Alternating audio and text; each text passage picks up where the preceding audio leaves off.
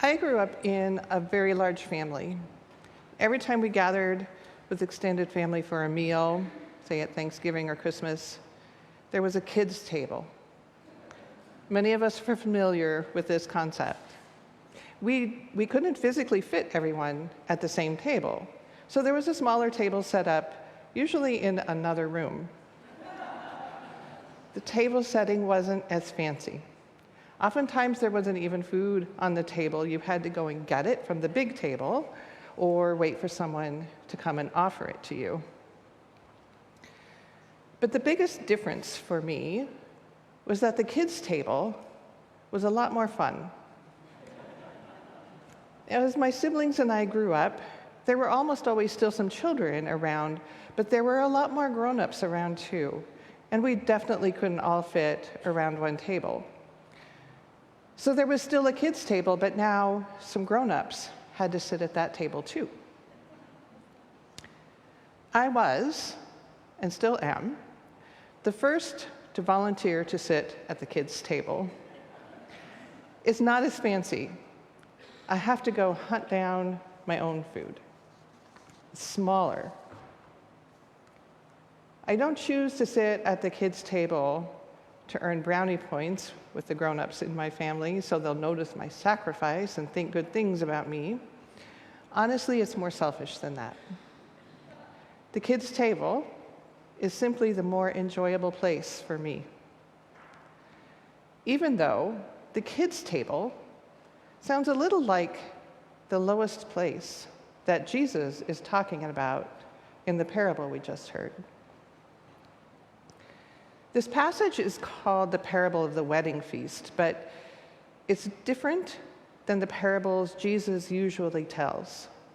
Usually there's some kind of a twist to Jesus' parables, a surprise ending or an unexpected piece that makes you think about things a little deeper, to look for what might be going on beneath the surface of the words. But this parable seems more like direct advice. Don't put yourself in the place of honor lest you be asked to move to a lower place. The society that Jesus lived in was extremely hierarchical. And there were many ways that hierarchy was expressed and manipulated. One way was where someone sat at a banquet or a feast. So normally, in this kind of an event, the guests were seated in a big U shape, with the host right in the middle of the head table, and guests arranged carefully with the most important next to the host, and the very least important at the very tips of those U's, furthest from the host, and the important conversations and action. But the seating wasn't static. And if you were near the host and someone more important than you arrived, you would be asked to give up your place to that person. Now, probably not everyone is going to politely shift one spot all the way down the table for you, so you would have to move to the very end where there was space. Kind of a walk of shame. So it seems that Jesus is saying that to avoid this embarrassing situation, you should sit at the far end of the table, whereupon the host will notice you and invite you to come closer. And you can walk with pride to a place of honor at the table. Now, in this parable, Jesus is referencing a verse of Scripture, one that the Pharisee whose home he was in and most of those assembled would have known, comes from the 25th book of Proverbs. Do not put yourself forward in the king's presence or stand in the place of the great. For it is better to be told, come up here, than to be put lower in the presence of a noble. So Jesus says, for all who exalt themselves will be humbled. And then he adds the flip. And those who humble themselves will be exalted. So we shouldn't exalt ourselves. We shouldn't put ourselves above other people because we're likely to be knocked down a notch. Instead, we should humble ourselves, put ourselves below others, so that then we will be exalted. But if we are humbling ourselves in order to be exalted, isn't that just a way of exalting ourselves? Right? It's a conundrum. And maybe there is something parabolic in these words of Jesus after all. Jesus is poking at the honor-shame hierarchy of that time, calling out the prideful and promoting a different social order, one of acceptance that embraces those on the margins, the needy, the poor, the wounded. These are the people, Jesus tells his host, that you should invite to your next meal. Genuine humility is lived out in acts of service, not in hopes of future glory. Well, I've been thinking about the ways that we place people in hierarchies today, and thinking about that kids' table. We exalt productivity in our society today. Success and achievement are nearly always directly related to what we produce. We idolize those who produce entertainment in music, sports, and media. Our resumes highlight college degrees and publications. We humble brag about our long to-do lists and our short free times. And we teach our children to be productive members of society. And this isn't all bad by any means. We need people to produce things, and we need productive members of society. But it isn't the best measure of our value as human beings.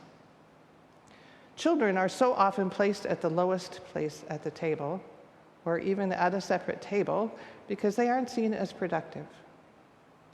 They seemingly haven't proven their worth yet. But that is a mistake.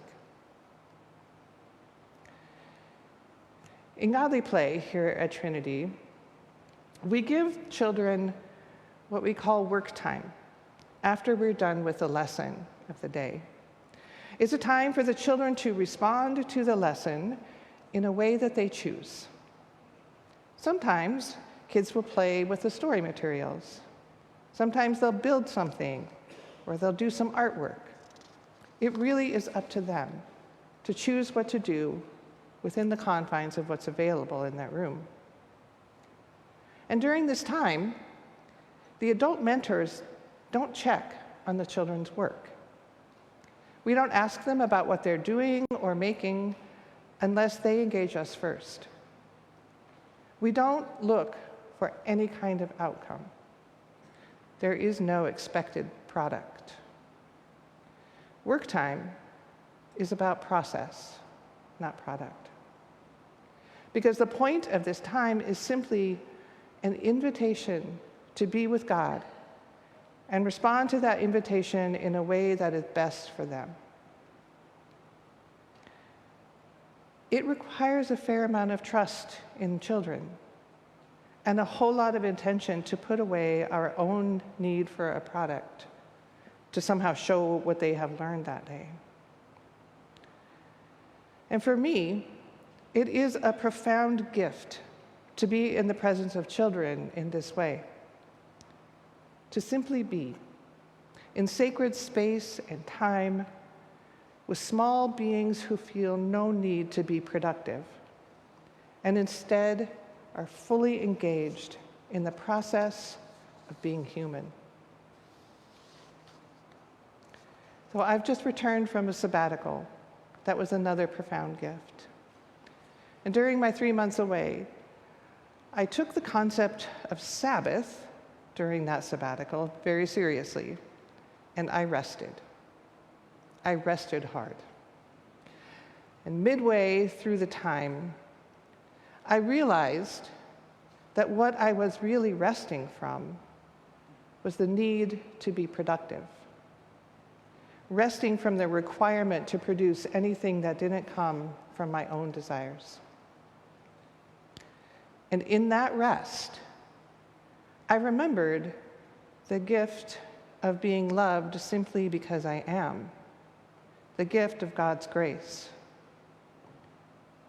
I rediscovered my own belovedness, that I am beloved of God just because I am me. I don't have to earn or strive after God's love. It's already mine. And the same is true for you. Your productivity is not the measure that God uses to determine your value, your worth, or your place at the table. The measure that God uses is that you exist. There is no hierarchy at the table in God's kingdom, the kingdom that we are working to bring about right here and now. There's an equal place at the table for everyone in the reign of God. There's a place for you at the table. Come as you are and sit wherever you like.